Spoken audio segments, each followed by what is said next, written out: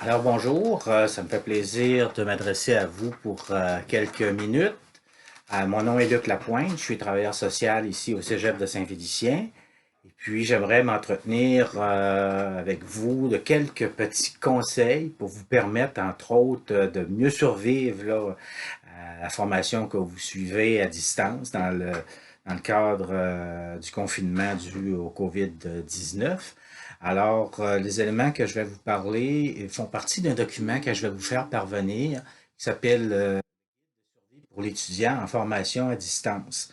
Euh, je vais vous faire un petit résumé de ce qu'on retrouve là, dans ce document-là.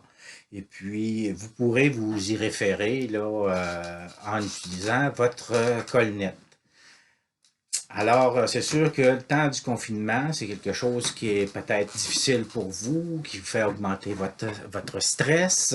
Euh, Évidemment, pour permettre de baisser ce stress-là, quelques petits éléments sont importants là, à faire pour vous aider là, dans, dans cette période-là. La première des choses, c'est la question d'organiser un espace de travail à la maison. Euh, Évidemment, peut-être qu'on ne dispose pas de tout tout ce qui peut être utile là, pour vous permettre de bien travailler à la maison, sauf qu'il y a des choses de base qu'on doit faire. Première des choses, de choisir un endroit bien à vous pour vous permettre de faire vos travaux, de suivre vos cours à distance. Première des choses, d'avoir un endroit, de choisir un endroit de travail qui est tranquille, puis à l'abri du bruit, que ce soit bien éclairé, de ne pas faire ces choses-là dans votre lit ou sur le divan, euh, vraiment avoir un espace vraiment qui va vous faciliter les choses. Si vous avez un bureau, si vous avez une petite table, vraiment l'installer là pendant la période du confinement. Alors, c'est une place qui est vraiment dédiée à ça. Essayez de ranger votre matériel scolaire de façon bien organisée, d'avoir un endroit propre, un endroit bien en ordre pour vous permettre de vous y retrouver aussi. Ayez vos accessoires disponibles là, à portée de la main pour étudier, pour travailler. Euh, alors, vraiment un espace qui vous appartient à vous pour pouvoir faire vos travaux. Petite astuce aussi, quand vous êtes à cet endroit-là, que vous vous apprêtez à travailler, à suivre vos cours, essayez de tasser votre cellulaire, de ne pas l'avoir à proximité pour éviter là, justement d'avoir trop de distractions. Deuxième des choses qui est importante aussi pendant le temps du confinement, c'est de prendre soin de soi. Prendre soin de soi, c'est des choses qui sont importantes. Ça peut nous permettre de relaxer, de se recentrer sur qu'est-ce qu'on fait, qu'est-ce qu'on a à faire et tout ça. Euh, Puis, en même temps, d'avoir une hygiène de vie qui est optimale. Première des choses, prendre soin de soi, c'est que à tous les jours, essayez d'avoir un petit moment pour vous. Soit un petit moment où est-ce que, bon, vous regardez un film, une série, vous pouvez lire un livre, il y en a qui aiment la BD, appeler les amis, la famille, prendre une petite marche, aller dehors un peu pour s'aérer les esprits. Des fois, il y en a qui apprennent une autre langue. Sur Internet. Il y en a qui apprennent des nouveaux instruments de musique. Alors, d'avoir une petite habitude à soi, un petit moment pour soi, c'est quelque chose qui est important. Euh, les saines habitudes de vie aussi, c'est important. Prendre soin de soi, mais aussi d'avoir des habitudes de vie qui sont saines. Ça peut être vraiment déterminant. C'est-à-dire de dormir un 7 à 8 heures par nuit, d'avoir un bon sommeil. Peut-être que c'est difficile, bon, que vous avez l'habitude de vous coucher tard, mais essayez de prendre cette habitude-là, de vous coucher plus tôt un peu, pour bien se reposer. Manger 3 repas par jour, ça c'est important aussi. Et puis d'avoir des aliments qui sont sains, des aliments qui sont nutritifs. D'essayer de varier un petit peu votre alimentation aussi, si c'est possible. Et puis d'avoir au moins 2 à 3 heures d'activité physique par semaine. Ça peut être prendre une marche, ça peut être aller jouer avec un ballon, ça peut être n'importe quoi, là. Vous avez déjà peut-être des activités que vous privilégiez vous-même. Euh, alors, ces trois éléments-là vont vous permettre d'avoir, disons, des habitudes de vie qui sont quand même là, qui vont vous permettre d'avoir de l'énergie, d'être bien reposé, d'être dispo pour suivre là, votre formation. Il y en a aussi peut-être qu'ils vont relaxer. Ils ont commencé à faire soit des exercices de respiration, du yoga, de la méditation, peu importe. Écouter de la musique, c'est quelque chose qui est important aussi de pouvoir relaxer. Ça là-dessus, sur Internet, vous pouvez voir là, plein de petits conseils, là, de petites formations, des petits ateliers qui vont vous permettre justement d'avoir différentes techniques pour relaxer. En temps de confinement aussi, vous avez peut-être remarqué une baisse de votre motivation. C'est tout à fait normal d'avoir cette baisse de motivation-là. On ne sait pas trop, on est-tu en vacances, on l'est-tu pas, bon, oh, ça m'intéresse pas, je suis comme un petit peu démotivé, c'est plate. Plein de raisons qui nous amènent justement à s'éloigner du projet qu'on avait. Alors, première des choses pour aider votre motivation, moi je vous dirais de préciser votre but. Quand vous êtes rentré au cégep, vous aviez sûrement un but euh, qui vient un petit peu répondre à la question, bon, pourquoi que je fais tout ça, moi? Pourquoi je fais ça, moi, suivre des cours, de faire des travaux, des examens? C'est important d'y répondre. Peut-être que, bon, au début, c'était bon, vous aviez vraiment la ferme intention de réussir vos cours, d'obtenir votre diplôme, soit d'avoir un emploi à la sortie de votre DEC ou de poursuivre à l'université. Ce but-là est important, c'est ce qui vous amène votre motivation. Une petite astuce, vous pouvez l'afficher, ce but-là, vous l'écrivez sur un carton, un papier, vous pouvez l'afficher, bon, sur le frigidaire, le mettre à votre écran d'ordinateur. Vous pouvez aussi peut-être l'afficher dans un miroir. Ce but-là est important. C'est ce qui vous a amené à poursuivre une formation collégiale. Fixez-vous aussi des objectifs à court terme quand vous faites certains travaux.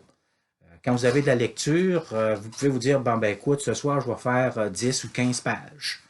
Je vais remettre mes travaux à temps, je vais finaliser telle étape de mon travail que j'ai à faire. Donnez un sens aussi à vos apprentissages. N'oubliez pas que vous avez vu vos collègues avec vous pour discuter des différents apprentissages que vous avez faits.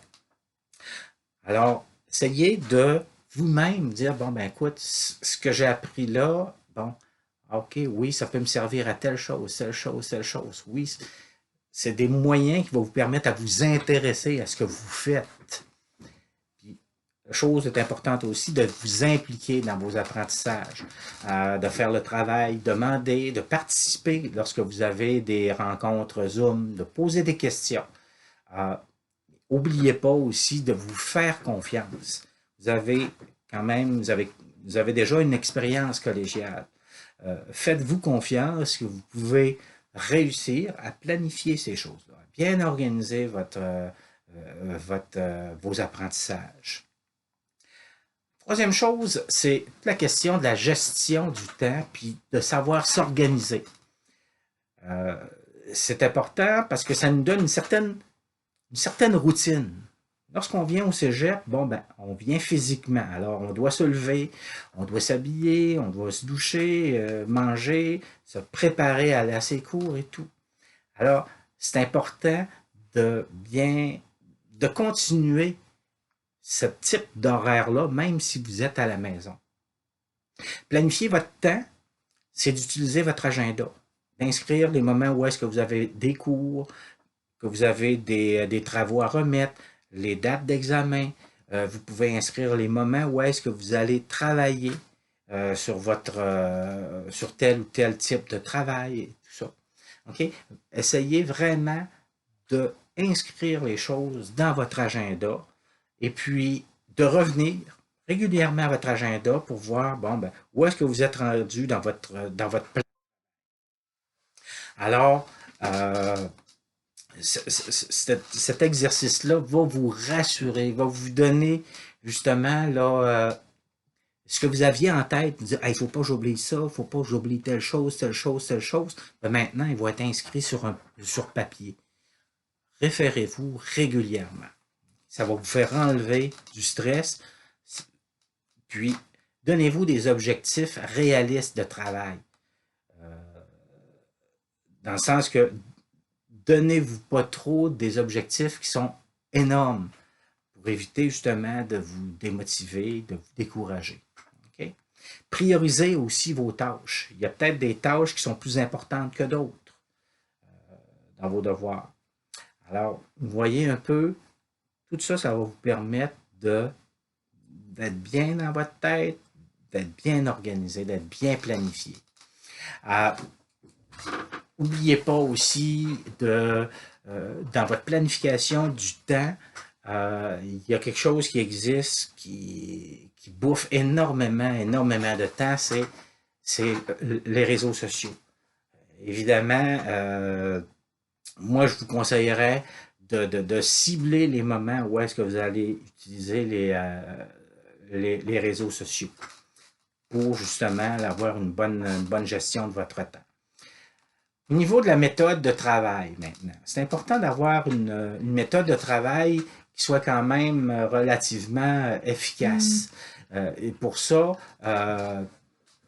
aussi quelques petits conseils. Première des choses, vous allez avoir fort probablement, vous avez sûrement à faire de la lecture. La lecture, des fois, ça peut être un petit peu embarrassant. Moi, je vous conseille, bon, première des choses, vous faites un survol de votre texte, voir un petit peu de quoi ça parle, de voir un petit peu les différents chapitres, de quoi ça a l'air, de quoi ça va parler un peu là-dedans. Ensuite, vous allez lire plus attentivement, annoter votre texte, surligner les points qui sont peut-être plus importants, savoir qu'est-ce que j'ai compris dans mon texte, c'est quoi l'idée principale, et puis après ça, résumer l'essentiel du texte. Allez-y, peut-être paragraphe par paragraphe, ça va éviter justement que vous ayez trop d'idées à mettre sur papier. Alors, de synthétiser votre lecture, de la faire en petites parties. Ça fait bien. Au niveau de la méthode de travail aussi, essayez de diminuer les distractions qui sont autour de vous. Je vais vous donner un exemple. C'est sûr que si on travaille dans un endroit où est-ce que tout le monde passe, exemple dans la cuisine, et que vous avez à faire un travail, bon, je sais pas, moi, à midi et demi, c'est sûr que vous allez être distrait. Alors, les gens qui vont parler, vous allez être distrait par ça. Il y a des gens que des fois, c'est, oui, les bruits, mais ça peut être aussi, bon, s'ils sont à côté d'une fenêtre, ils vont passer leur temps à regarder à l'extérieur. Alors, des petites choses dans ce genre. Essayez d'éviter toutes ces distractions-là. Au niveau de la concentration, divisez votre travail aussi en petites parties, comme je vous le disais tout à l'heure. Okay? De vous donner des parties qui sont raisonnables, qui sont réalistes. Et puis, récompensez-vous par des petites pauses une fois de temps en temps. Mais pas trop long. Après ça, au niveau de la concentration, essayez de retirer l'essentiel qu'il y a du cours. Lorsque vous avez un cours, moi, ce que je vous suggère, c'est que si vous aviez des textes, des notes de cours qui précédaient le cours que vous allez suivre, faites-le. Vous le lisez, ça vous remet dedans, tranquillement, pas vite. Soyez attentif aussi à ce que l'enseignant va dire. Il va peut-être vous donner certaines indications sur des points qui sont importants lors d'examen, des choses dans ce genre-là. Lisez le soir aussi vos notes. Relisez puis complétez vos notes que vous avez faites pendant la journée. La méthode de travail, c'est quelque chose qui se travaille aussi de façon régulière. Pour finir, moi je vous dirais, essayez d'appliquer, de mettre en application l'ensemble de ces petites techniques-là, ces petites méthodes-là, puis je vous dis que ça va sûrement vous aider à voir plus clair dans votre formation, vous redonner de la motivation. Et puis, vous allez voir que vous allez pouvoir utiliser votre temps de façon plus optimale également. Je vous rappelle aussi que si jamais vous avez des difficultés plus importantes d'ordre personnel en regard avec la COVID, avec le stress que vous vivez actuellement, si vous faites partie des services adaptés, je vous invite à communiquer avec Janice Huard, qui est psychologue, qui est responsable des services adaptés, au 418-618-2673. Vous pouvez aussi communiquer avec moi, Luc Lapointe, travailleur social, au 418-637-0284. Pour terminer, je vous dirais, écoutez, la COVID, c'est pas quelque chose qui est éternel. Alors, ça va se terminer à un moment donné. On va revenir à certaines habitudes qu'on avait avant, mais c'est pas là pour toujours. Alors, moi, je vous donne tous mes souhaits de bon succès. Continuez. Et puis, on a bien hâte de vous revoir au collège. Alors, je vous souhaite une belle journée.